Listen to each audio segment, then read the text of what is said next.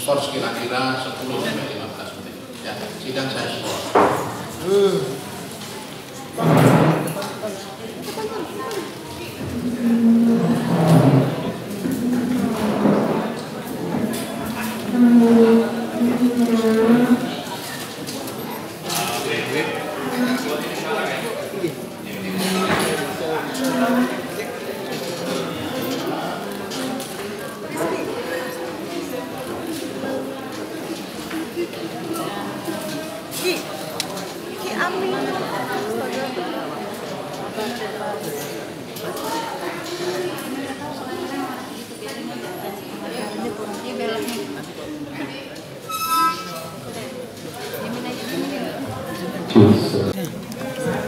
Pai, gimana Pai?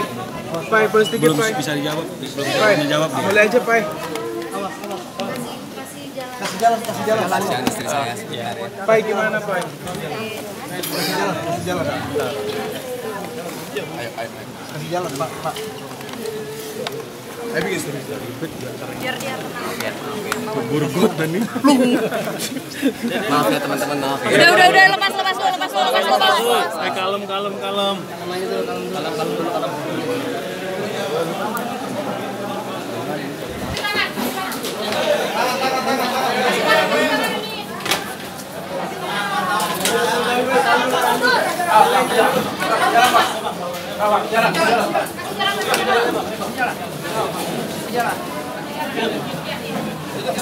Tutup. Bentar.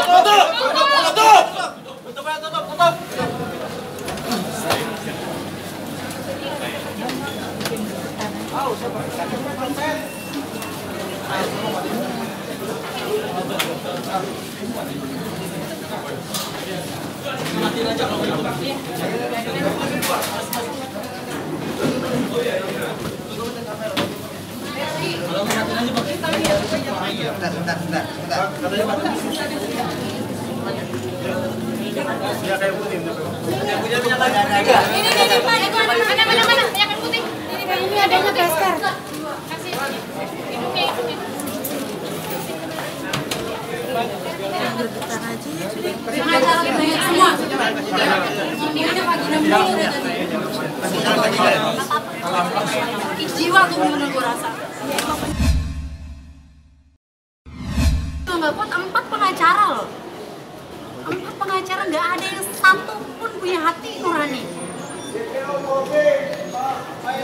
Iya kan? Kalian semua tadi ngeliput kan?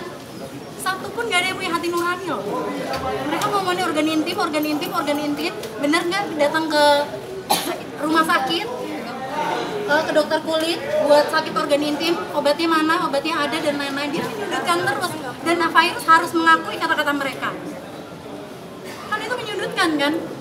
Itu kan dia gila gitu loh. Gila, saya aja emosi loh. Perempuan diinjek-injek banget di situ.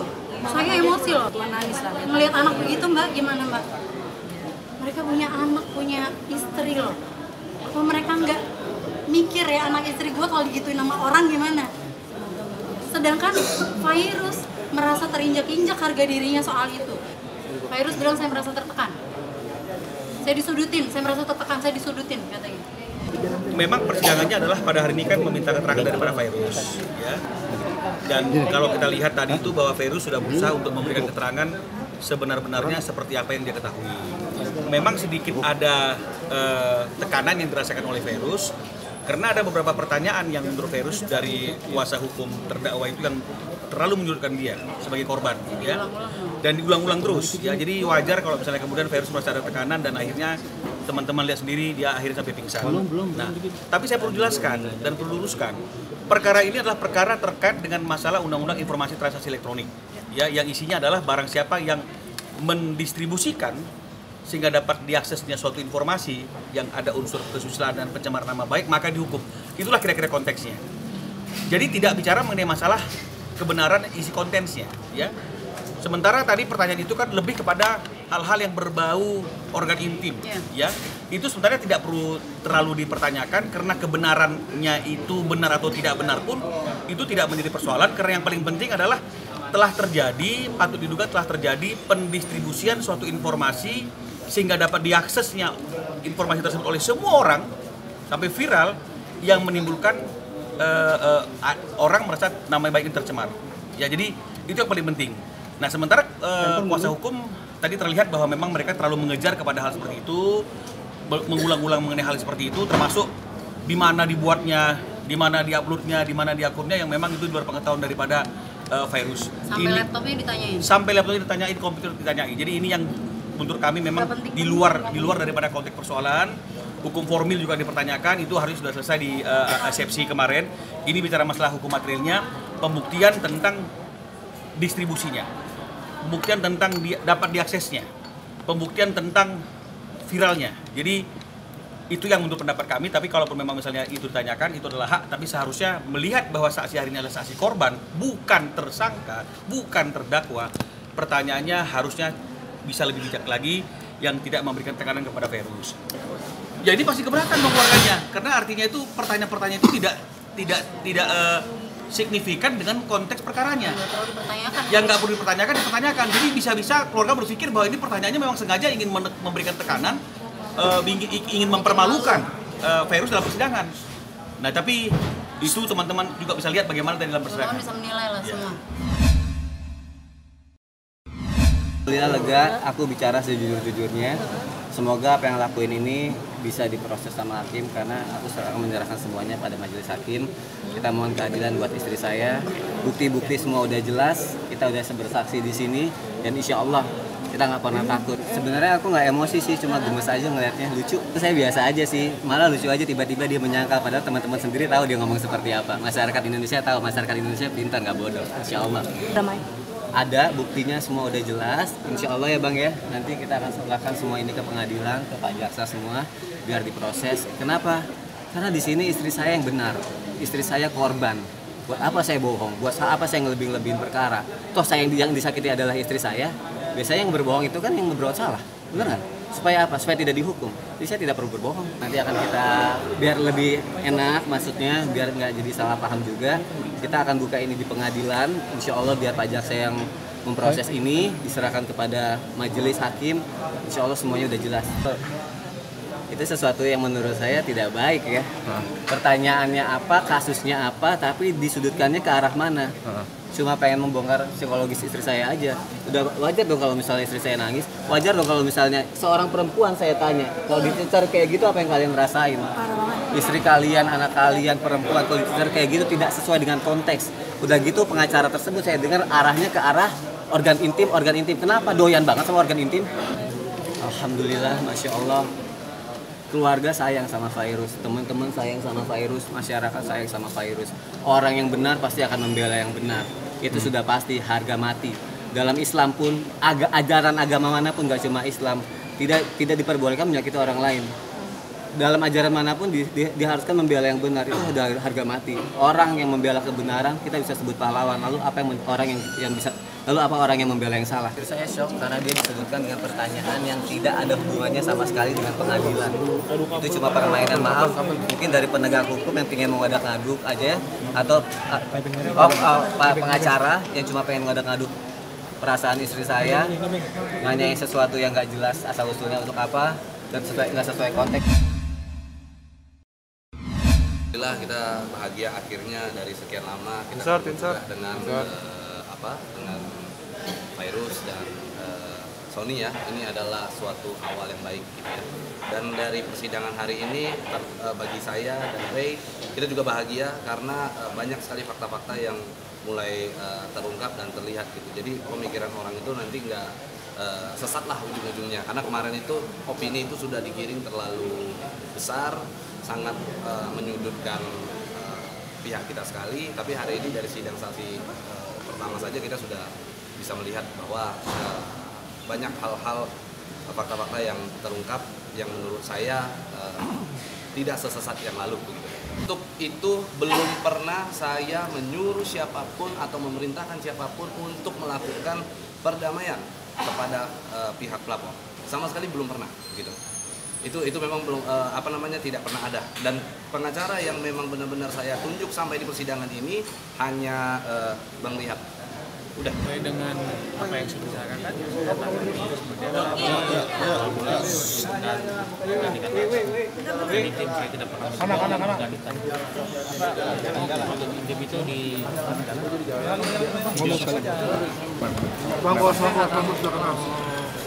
masalah itu ya. Karena dari tadi saya tidak melihat ruangan kecuali sudah. Kalau sikap ajunya virus tadi gimana? Supaya nggak disalahin gitu.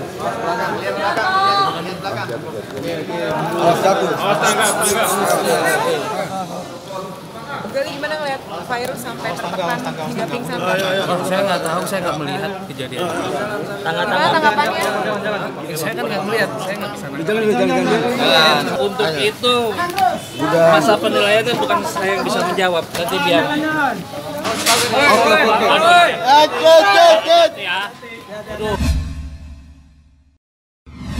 Kalau saya sih sebisa mungkin saya nggak pengen lagi ketemu gitu ya, karena buat saya punya sisi trauma yang sangat besar melihat mereka gitu. Kalau saya lihat lagi tuh saya kayak suka kaget gitu ya, suka kaget yang saya menganggap kayak aduh, kayak saya kayak meriwain lagi apa yang mereka lakukan kejahatan terhadap saya gitu. Jadi saya berusaha ya udahlah, saya pengennya bercerai aja gitu, udah. Saya nggak pengen ada mediasi, pengen apa, tapi kan memang kita harus menghargai pengadilan agama memintanya, itu kan prosedur mereka. Ya sebisa mungkin saya ya saya bismillah, saya zikir. Saya kalau tadi misalnya saya nggak, karena saya ada syuting yang nggak bisa saya tinggal, kalau misalnya tadi selesainya cepat, saya berusaha datang, pasti saya zikir aja dong, karena teman-teman kan nggak tahu apa yang terjadi sama diri saya, ketakutan saya seperti apa gitu. Jadi saya nggak mau lihat mata dia, saya pasti zikir aja udah. Tahu kedepannya seperti apa, yang pasti niat saya cuma satu, saya nggak ada lagi kata-kata untuk damai atau kata untuk ingin kembali memperbaiki hubungan. Enggak, ya Allah, saya minta maaf sama Allah ya udah deh. Saya justru setiap kali doa saya justru berkata semoga Allah jaga saya, jangan lagi diketemukan seperti mereka, karakter seperti ini ya harapan saya gitu ya. Jadi ya saya nggak mau ada neko-neko deh, yang penting saya pengen lepas dari mereka dan saya pengen kasus ini berjalan dengan apa adanya gitu. Saya rasa status dia sebagai penipu satu keluarga ini kan bukan hal yang pertama terjadi sama saya. Saya ini korban kesekian kali, saya adalah korban yang keberikutnya gitu kan. Jadi kalau dia merasa tidak nyaman dengan statement saya, yaitu itu adalah alibinya dia supaya dia merasa hanya itu yang bisa mengcounter dia gitu loh. Karena ya semua orang ya bukan saya yang memberitain dia penipu, saya ini korban, saya berbicara apa adanya gitu. Kenapa saya bilang dia seorang penipu? Ya sekarang kan menjadi seorang tersangka. Dia keluar masuk penjara kan bukan omong kosong kan. Sebelum dengan saya keluar masuk penjara, terus banyak korban yang lainnya. Tetapi pertanyaan kalian, kenapa dia belum masuk penjara kan gitu kan? Ya karena satu, semua itu kuasa Allah. Sekuat-kuatnya saya, tenaga saya, kalau Allah bilang belum saatnya. Tapi ingat gitu loh, sebenarnya nggak ada orang yang kebal hukum, nggak ada karena dia di backup siapa atau siapa, nggak ada itu gitu loh. Hukum itu ya bertegak apa adanya gitu. Kalau menurut saya ya memang 1 tahun ini kesabaran saya menunggu, ya udah memang 1 tahun ini gitu loh. Kadang ada orang yang bertanya, kok lama ya Angel kasus kamu ya? Apa kamu nggak pantau? Apakah dia terlalu kuat? Saya bilang enggak gitu loh. Ya saya hargain semua proses kepolisian ya. Jadi saya mengikuti aja semuanya gitu. Jadi buat saya nggak ada yang kebal hukum kok. Dia cuman ya saya lebih yakin gini loh, mungkin Allah nih masih melihat anak-anaknya butuh dia, jadi diperlambat. Tapi ternyata dia nggak sadar juga, ya akan jatuh nanti saatnya. Ya setelah kapan? Coba deh teman-teman ini deh, yang jawab deh semuanya deh. Vicky Prasetyo punya pekerjaan, punya program di televisi setelah kapan? Kalau memang pengacaranya bilang omongannya saya ini nggak benar, tunjukin dong kliennya bahwa di rekeningnya dia punya uang. Tunjukin, oh Angel tuh bohong, tunjukin. Oh Angel tuh nggak benar, tunjukin. Ya kan? Oh Angel tuh ternyata begini-gini, tunjukin aja. Jangan cuma bilang enggak kok gini kok gitu kok. Kalau memang benar tunjukin gitu. Nanti baru saya akan kasih tahu gitu. Kalau saya punya bukti semuanya. Waktu dia kerja dengan saya dan saya memperkenalkan dia ke beberapa orang dan ternyata saya membentuk dia sebagai komedian yang perlahan-lahan tidak lagi ada nama penipunya dia di belakang embel-embel itu. Tapi ternyata dia putarbalikkan fakta, dia bilang saya yang punya motif nggak baik, bahkan saya yang menumpang dia. Ya saya nggak mau hati lah, tapi urusan mereka. Artinya sebelum dengan saya berani tantang dia. Ada nggak sih Vicky Prasetyo? Nggak usah banyak deh. Sebelum nikah dengan saya loh ya, sebelum menikah dengan saya, suruh pengacaranya keluarkan, ada nggak rekening dia, nggak usah banyak, 15 juta aja deh. Isi di keluarganya dia, semuanya. Dia pinjam uang ke pasar aja saya tahu semuanya. Gitu loh. Udahlah, ini sudah jadi tersangka, kalau mau bela diri nanti di pengadilan. Iya kan? Kemarin dia bilang karena satu suami istri dengan saya. Dan saya bilang lagi sama kalian bahwa dia ini pintar berbicara karena kepanikannya dia sebagai seorang tersangka, dia membentuk seolah-olah kan karena gini loh, nggak semua masyarakat kita mengerti hukum ini.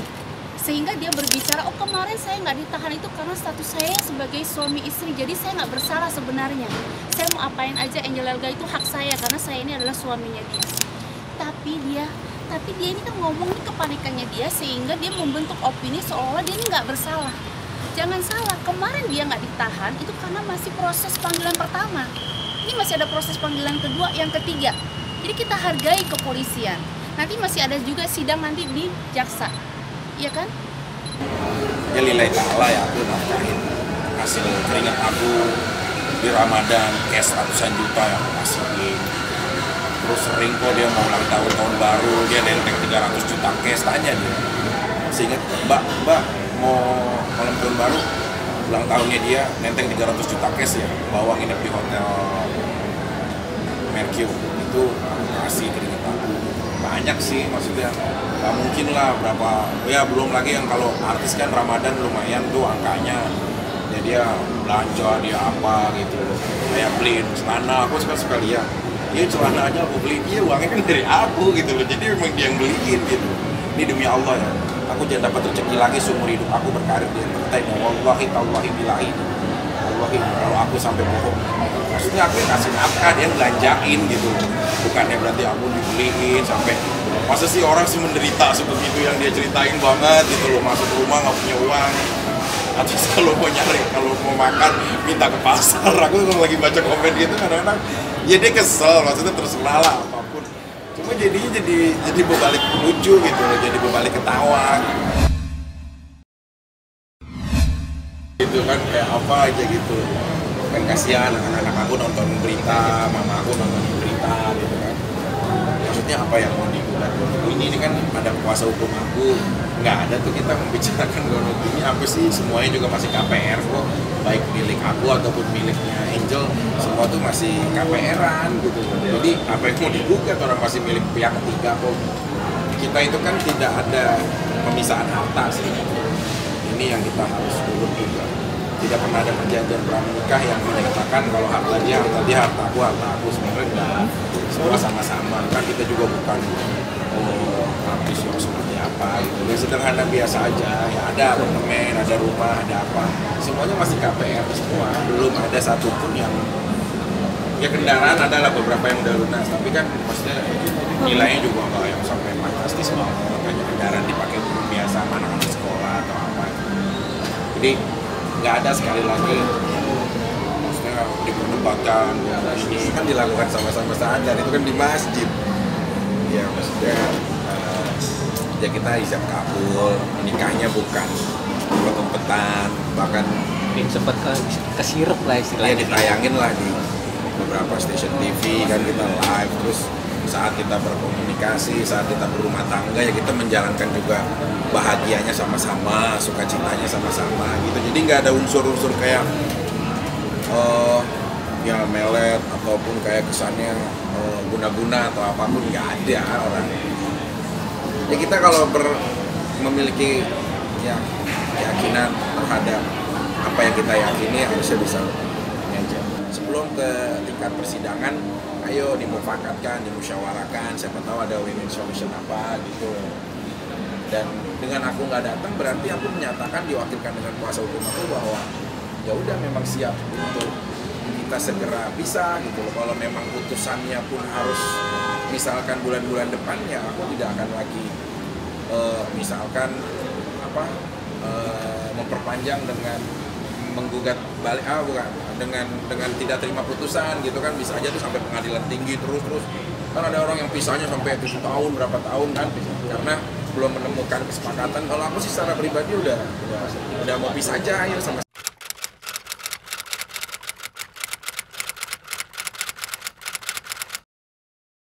Jadi jangan lupa untuk subscribe Cumi Cumi. Ditekan ya tombol lonceng merahnya.